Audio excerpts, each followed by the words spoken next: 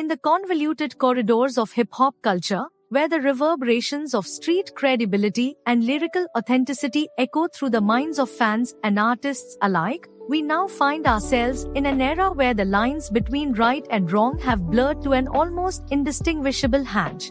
You know who I want to shout out to?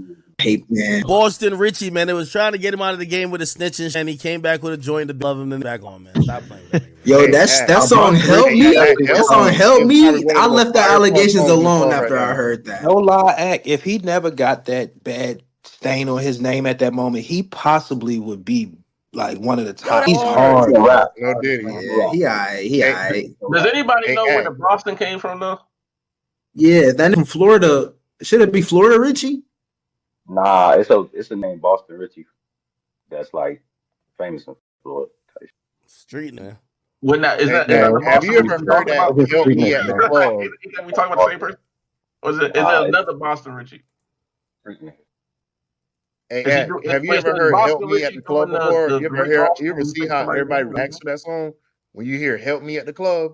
Yo, help me. That show's crazy. Nah, baby, can you help me? Bro, that song came on. That song came on random in my car, boy. Yeah, I was but like, damn, he ain't even a snitch. To be honest, somebody go back. I was like, he ain't a snitch to me. Oh God, fuck off. He never made a bad song. If y'all really go back and listen to him, man. But he is snitch though, so it's like, can we take him serious though? Man, this goes back. It's a lot of here really snitching, man. Even though he had, I wouldn't even say like came that. from when he was like 15, 16 years old or something. I think, right? Nah, gang. But either way, it's no validation. But he's still really involved. You get what I'm saying? And know his story. He's still active. You know what I'm saying? Well, he was prior. I mean, following that whole incident. So I'm just saying, his music is tough. We can't take that from him. Hey, what do you think about? What do you think about Woody basically becoming a social media star just off snitching? I mean, just kind of flame gunner. Hey, I mean, I think, when it comes to snitching, there's a mad ways to beat it, man. Like, for example, I did a whole stream. I had Boston Richie's brother on here. People were still calling him a snitch. That nigga dropped one hot song. They said snitch allegations, like, right? So you just need a hot song. Or with Woody, that's just hilarious. Like, all of a sudden, people like watching his 20v1s. Now they give a fuck if he's snitching. He's an entertainment snitch. Who cares? Mm-hmm. Yeah. Like I'm probably wrong. He a rap, but he ratted too. I think. My bad. Yeah. I think it's like conditional snitching, low key. Like, I don't know, like the 6ix9ine situation. You drop my baby mama on the side, you're the one taking 40 years. Or like, what do you like? It sounded like he thought like they were gonna set him up, and he was gonna be the only one taking the fall, or something like that. 6ix9ine didn't embrace, Yeah. I'm a rat, and have rat emojis in his thing, and basically didn't really speak too much on it, and just kept making music, and like, I think people would have forgave him. I think he's just kind of jacked it too much, and also. Yeah. They were beefing. Oh no. No. Everybody hated him. That's what I'm saying. Everybody hated that nigga. That's what that's a fact, bro. But I think hated before he even snitched. God damn it. I mean, like, but it's different with Woody because this is like a street guy who's most people probably don't even know that he is a snitch. They probably just see him from his 20v1s and whatnot. I think he's a comedian, like this new comedian character or whatnot. But he's on the stand each and when he get called. Well, I will say one thing. I think the real street dudes that do care about it is probably not on Instagram, and one, know they can't do nothing to him because he's a state's witness. So he's dealing with the internet world now that these people don't care. You know what I'm saying? And I will say the Danza Project kind of humanized him. You could see him in a different light and see where his intentions. I do clearly think he's a rat, straight up and down. But I can see why people found that like niggas need to just finally come to terms with reality, man. Bruh, we love rats now, bruh.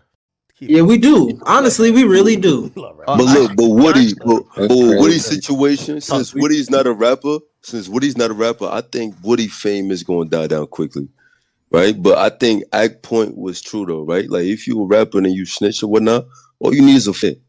You feel me? Yeah. I mean, but how easy is it to make a hit though? Hold on. Well, here's the thing. You need the right type of hit. So you need a mean, which is it's not a song that's about I'm tough. You can't have a song that says you're a tough rat. Just have a song that's for the ladies. Yo, ladies, like you get a song for the ladies. Also, like with Gunna, I don't think it's necessarily one song that got us to for them. It's the whole project. Yeah. Like they had to rap a whole project of fire for them to be is the persona. It's the persona too. His persona changed. Like he's not Gunna from the streets no more. He's Gunna in Europe. Gunna never represented street nigga. He preferred. Yes, he did. He was around Thug. But like this, have you listened to old Gunna? No, you gotta go back and listen to old Gunna. Wait. Y'all think Gunna was not acting like a street nigga? Yo, Gunna's a Crip. I was just about to say that, but I didn't want to say that. I don't want to incriminate nobody. He's not a street nigga, whatever the case may be, but I'm just saying he presented more of a fashion even when he was now. He can't lead that street life, Kyrie. He can't. But hold on now. Y'all not gonna sit here and tell me y'all know Gunna for more street music than fashion rap. Yes, he was signed under Thug. I know, bro. I know him more for getting the bitches. I get what you're saying. Brody was in the streets. One mic. Drip Too Hard is about fashion, gang. It's not about street shit. He's still like on some fashion shit, even on that's what I'm trying to say. But that got to be his lane now. You feel me? His lane is that drip. You want to hear Gunna talking about drip. You want to hear Gunna talking about on street. You mean like turn that shit on? Like, we never. DJ Akademiks, that digital town crier of our modern-day hip-hop village, has plunged into the murky waters of discussing why figures like Boston Richie, despite being labeled as snitches, are still able to carve out a place of reverence and respect within the rap game. Oh, the conundrum. How, pray tell, has the lexicon of the streets, once governed by a strict code of silence and loyalty, become so diluted that a man can bear the mark of a snitch and yet still bask in the adulation of the masses? DJ Akademiks, with his usual bravado, posits that the game has shifted, and with it, the values that once held sway over its participants and spectators. No longer is the title of rat an unshakable stigma. Instead, it has become a mere hiccup, a minor inconvenience that can be washed away with a hit record or a viral moment. It seems that in this new epoch of hip-hop, the streets have become a mere backdrop to the theatrics of fame and fortune. Boston Richie, a man whose name was once whispered with suspicion, now strides confidently through the landscape of rap, his past transgressions overshadowed by his musical prowess. But how, we must ask, did we arrive at this juncture where the unspeakable act of snitching is met with a collective shrug? DJ Akademiks, ever the astute observer, suggests that it is the allure of success, the tantalizing prospect of making it big, that has driven this shift in perspective. In the grand theater of hip-hop, where image and perception reign supreme, it appears that the fans and the artists have entered into a silent pact. The artist provides the soundtrack to their lives, and in return, the fans turn a blind eye to the infractions that would have once spelled doom for a career. DJ Akademiks notes that Boston Richie, despite the allegations against him, managed to win back the hearts of the streets with a single, well-timed track. It's as if the music itself has become a form of absolution, a way to wash away the sins of the past and start anew. But this is not merely about one man's redemption, it is a reflection of a larger trend within the culture. The streets, once the ultimate arbiter of authenticity, have ceded their authority to the court of public opinion. And in this court, the verdict is clear: as long as the music is hot, the artist will be forgiven. DJ Akademiks, with a hint of cynicism, suggests that this newfound leniency is not just a fluke but a calculated move by those who understand the power of a hit record. In the world of hip-hop, where relevance is currency, a hit can erase even the most damning of allegations. The case of Boston Richie is not an isolated incident. DJ Akademiks draws parallels to other figures in the industry who have managed to navigate the treacherous waters of scandal and emerge unscathed. The name 6ix9ine, for instance, looms large in this discussion, a man who, despite his very public and very controversial cooperation with law enforcement, still commands a considerable following. It seems that the fans have made their peace with the reality that their favorite artists are not bound by the same codes of conduct that once governed the streets. And so, we must ask ourselves, what does this say about the state of hip-hop? DJ Akademiks, with his finger firmly on the pulse of the culture, suggests that we are witnessing the dawn of a new era, one in which the music, not the man, is what matters most.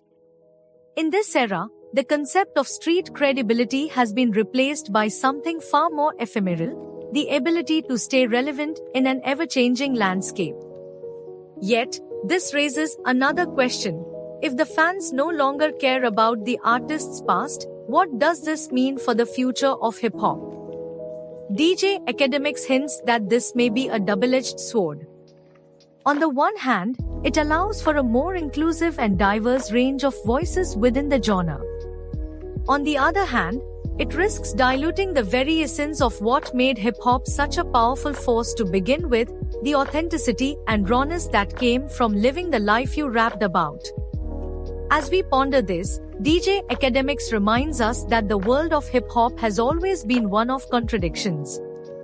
It is a world where success can come at the cost of one's soul, where the line between hero and villain is often blurred. And in this world, it seems that the fans have made their choice. They would rather have their music than hold their artists to the standards of the past. In conclusion, DJ Akademiks paints a picture of a hip-hop culture that has evolved, or perhaps devolved, into something that would be unrecognizable to the pioneers of the genre. The streets, once the crucible in which rap was forged, have become little more than a backdrop to the spectacle of fame. And in this new world, where a hit record can wash away even the most egregious of sins, it seems that snitches not only get to stay in the game but, in some cases, even thrive.